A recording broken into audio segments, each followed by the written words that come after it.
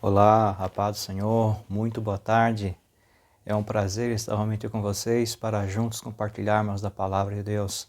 E como você já deve saber, eu sou o pastor Romano e vamos então mais uma vez ao que nos interessa, que é meditarmos nas Sagradas Escrituras, a Palavra de Deus. E o texto que nós queremos estar trabalhando nesta tarde é o texto que se encontra lá no livro de 2 Reis. 2 Reis, no seu capítulo de número 8, nós estaremos lendo do verso 16 a seguir, que diz assim a palavra de Deus. No 5º ano de Jorão, filho de Acabe, rei de Israel, sendo ainda Josafá rei de Judá, Jeorão, seu filho, começou a reinar em Judá. Ele tinha 32 anos de idade quando começou a reinar. E reinou 8 anos em Jerusalém. Andou nos caminhos dos reis de Israel, como a família de Acabe havia feito, pois se casou com a filha de Acabe, e fez o que o Senhor reprovava. Entretanto, por amor ao seu servo Davi, o Senhor não quis destruir Judá. Ele havia prometido manter para sempre um descendente de Davi no trono. Nos dias de Jeorão, os edomitas rebelaram-se contra o domínio de Judá, proclamando seu próprio rei. Por isso Jeorão foi a Zair com todos os seus carros de guerra. Lá os edomitas cercaram Jeorão e os chefes dos seus carros de guerra. Mas ele os atacou à noite e rompeu o cerco inimigo, e o seu exército conseguiu fugir para casa. E até hoje, Edom continua independente de Judá. Nessa mesma época, a cidade de Líbna também tornou-se independente. Os demais acontecimentos do reinado de Jeorão e todas as suas realizações estão escritos nos registros históricos dos reis de Judá. Jeorão descansou com seus antepassados e foi sepultado com eles na cidade de Davi. E o seu filho Acázias foi o seu sucessor. No 12º ano do reinado de Jorão, filho de Acabe, rei de Israel, Acázias, filho de Jorão, rei de Judá, começou a reinar. Ele tinha 22 anos de idade quando começou a reinar e reinou 1 ano em Jerusalém. O nome de sua mãe era Atália, neta de Omri, rei de Israel. Ele andou nos caminhos da família de Acabe e fez o que o Senhor reprova, como a família de Acabe havia feito, pois casou-se com uma mulher da família de Acabe. Acázias aliou-se a Jorão, filho de Acabe, e saiu à guerra contra Azael, rei da Síria, em Ramote-Gileade. Jorão foi ferido e voltou a Jezreel para recuperar dos ferimentos sofridos em Ramote, na batalha contra Azael, rei da Síria. Acázias, rei de Judá, foi a Jezreel visitar Jorão e se recuperava de seus ferimentos. Até aí a leitura da palavra de Deus. Nós encontramos aqui dois reis em Israel. Um deles, o primeiro, Jeorão, reinou durante um período de 8 anos. E o outro rei, que foi o sucessor de Jeorão, foi o seu filho, Acázias, ele reinou durante 1 ano. Mas o que nos chama a atenção aqui no texto é que tanto o pai quanto o filho, ou tanto o primeiro rei quanto o segundo rei, eles persistiram em fazer aquilo que era errado, aquilo que era reprovado aos olhos do Senhor. E vamos então fazer aqui uma breve exposição, um pequeno comentário a respeito desse texto para nós extrairmos lições para o nosso aprendizado. Eu quero já intitular essa nossa conversa, esta nossa mensagem, com o seguinte tema: quando a liderança não teme a Deus, o fracasso é certo. E isso resume a vida desses dois homens, desses dois reis que nós acabamos de ler relato sobre o seu reinado e sobre as suas vidas. Jorão reinou durante 8 anos, mas infelizmente o seu governo foi seguido de um exemplo ruim, um exemplo péssimo que vieram de outros reis anteriores a ele. E durante o seu reinado houve uma guerra. O texto fala que houve uma guerra entre ele e os edonitas, os moradores de Edom.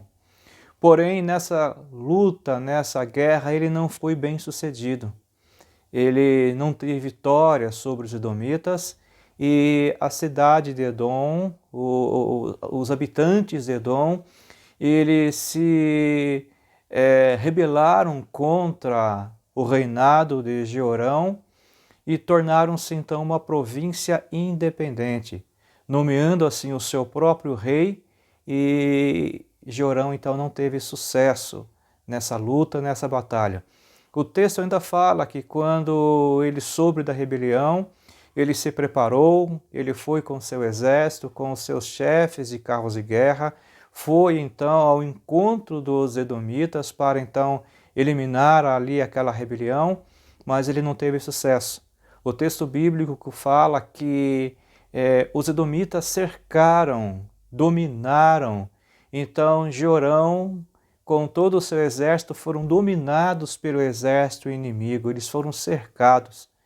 E o texto fala que foi somente durante a noite, quando então Jeorão ele investe contra o cerco edomita, ele consegue furar o cerco, ele vaza esse cerco e foge com o seu exército para o seu reino, para a sua terra.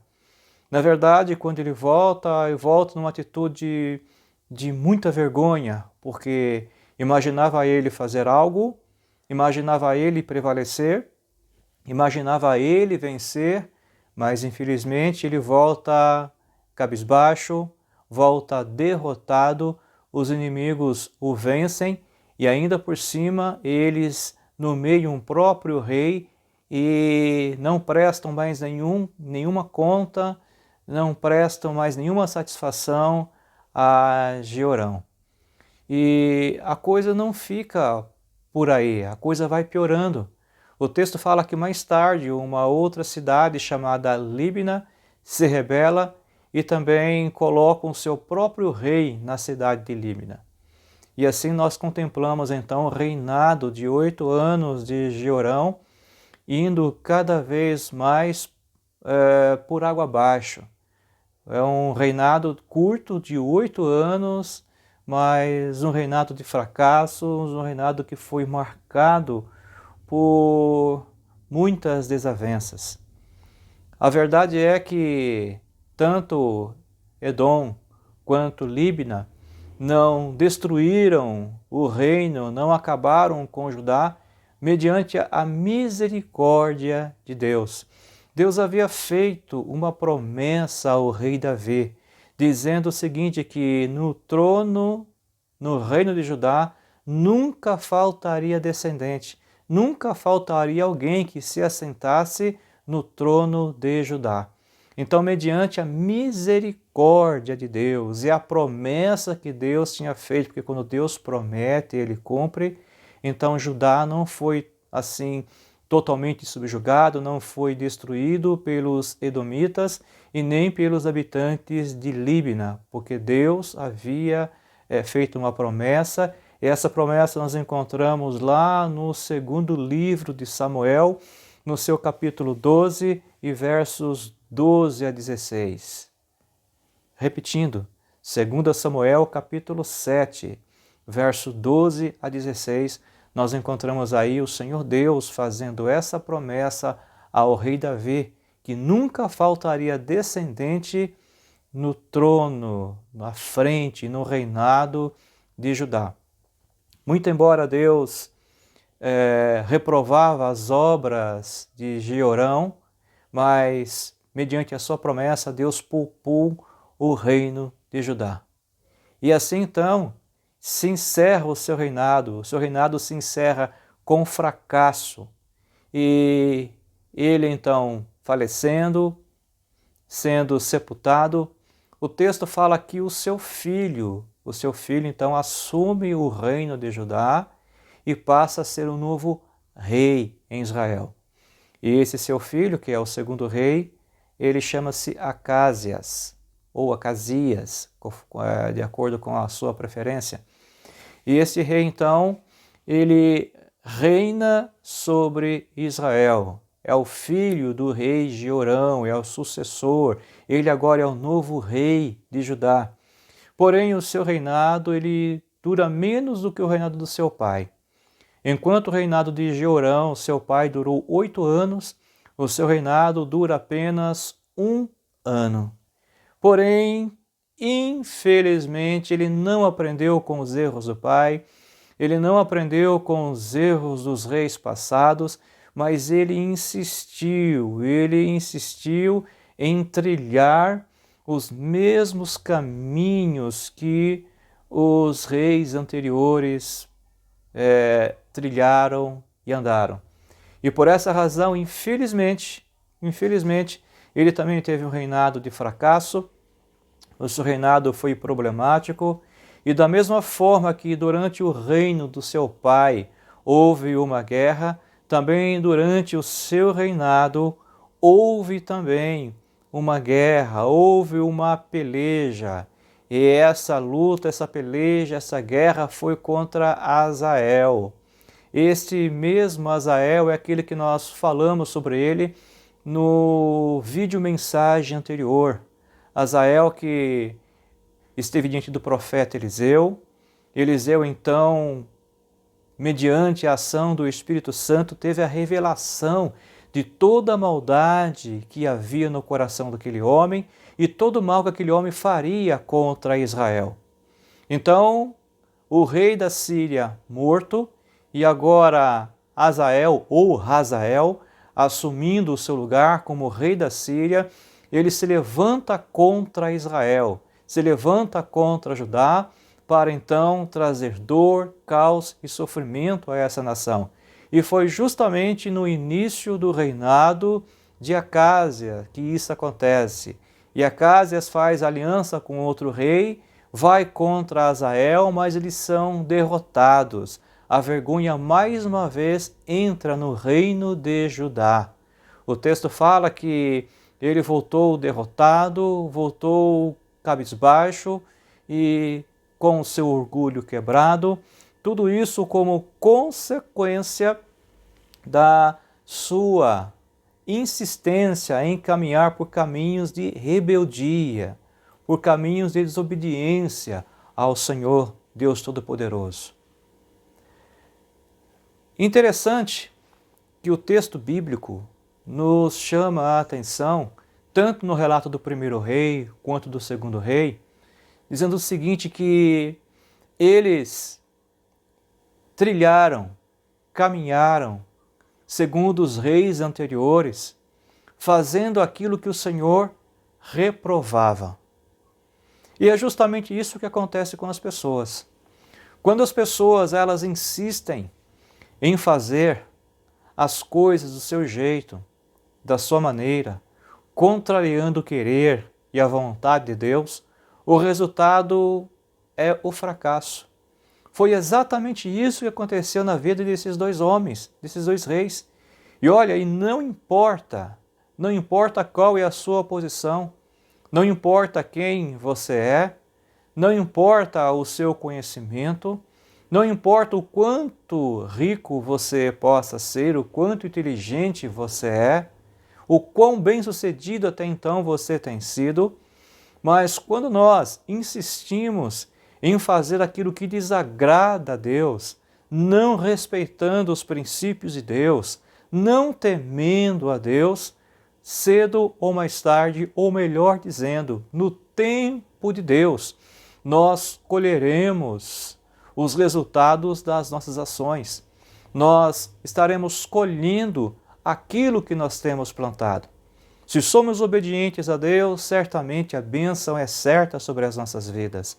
Deus faça com que nós venhamos a prosperar, Deus permite que nós venhamos a prosseguir, Deus nos dá condições para que nós continuemos a avançar, conquistando e cada vez mais galgando posições de bênçãos na presença dEle, porque Ele é quem nos abençoa mediante a nossa obediência, mediante a nossa forma de viver, que façam que o Senhor se agrade das nossas vidas. Então, quando o homem, quando o ser humano age dessa maneira, realmente a bênção ela é correta, ela é certa sobre as nossas vidas.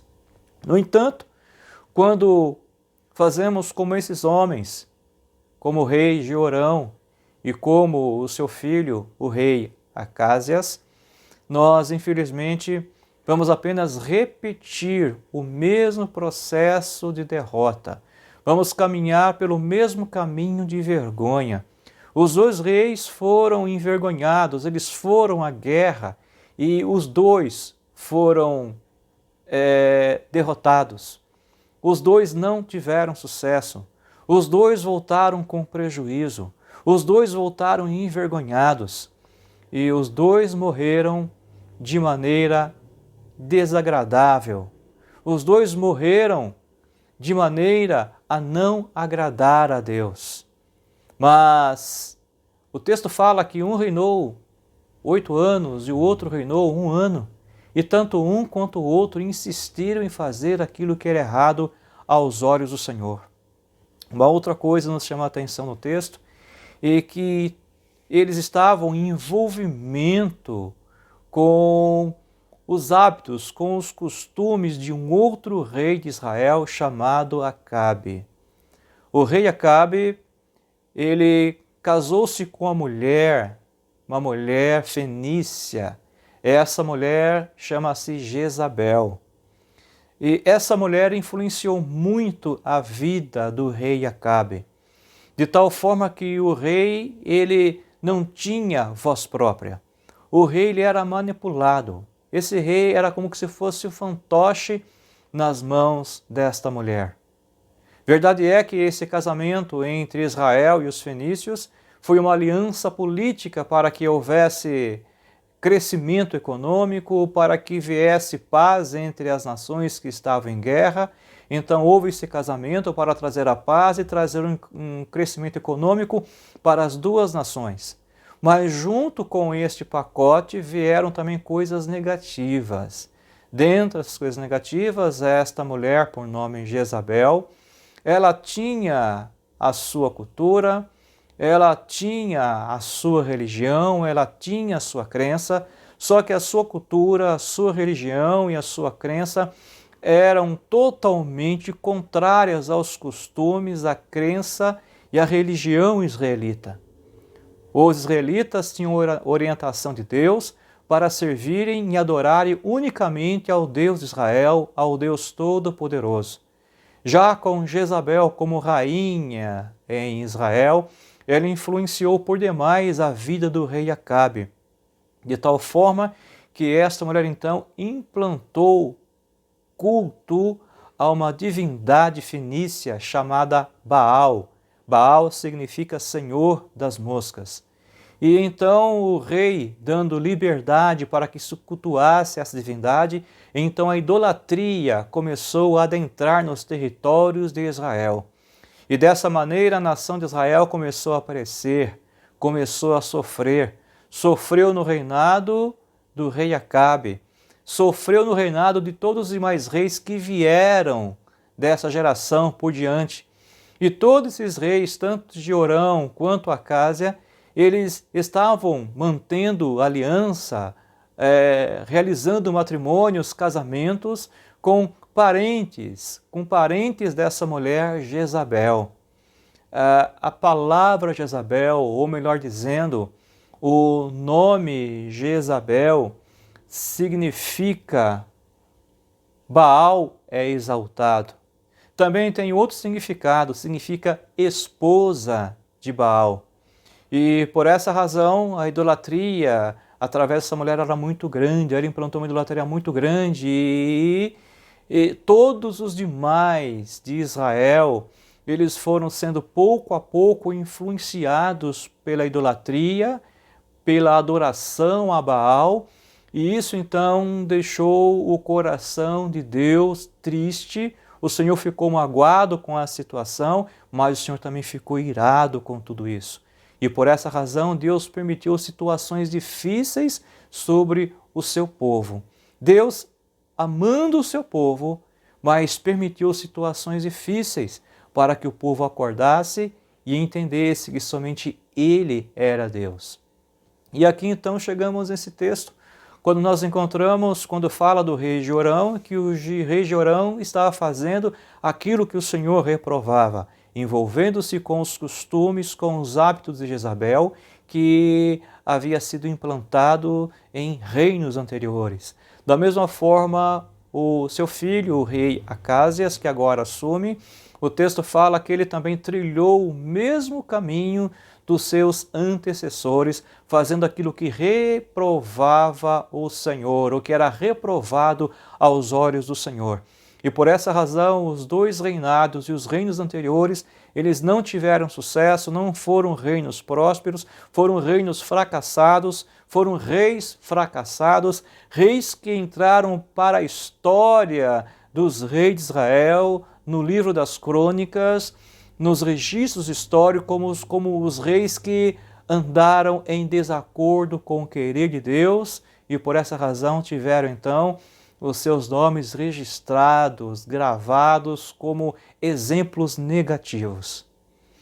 Então, que isso nos sirva de lição, de aprendizado, que nós possamos, embora não sejamos reis, mas nós temos responsabilidades, que nós possamos andarmos também pautados na obediência a Deus, que possamos aprender com os erros desses homens e não cometer o mesmo mal que eles cometeram. O mal que eles cometeram foi abandonar a Deus, foram ignorar ao Senhor, foram insistir em caminhar no erro dos seus antepassados. Existe um adágio popular que nos fala o seguinte, que quem aprende com os erros é sábio. Então que nós possamos aprender com os erros, que nós possamos avaliar onde temos errado, onde temos falhado e consertarmos a nossa vida, nos acertarmos perante Deus para que nós possamos caminhar, para que nós possamos andar, para que nós possamos prosperar e sermos bem-aventurados na presença do Senhor. E também abençoados, é claro, não é verdade? Então que Deus possa abençoar a minha e a sua vida nesta tarde com essa breve palavra e que possamos realmente estarmos na presença de Deus, fazendo aquilo que agrada ao Senhor, porque quando nós não tememos a Deus, quando nós agimos segundo o nosso próprio coração, segundo nossos próprios impulsos, nós vamos colher coisas ruins para as nossas vidas. A liderança que não teme a Deus, certamente é uma liderança fracassada.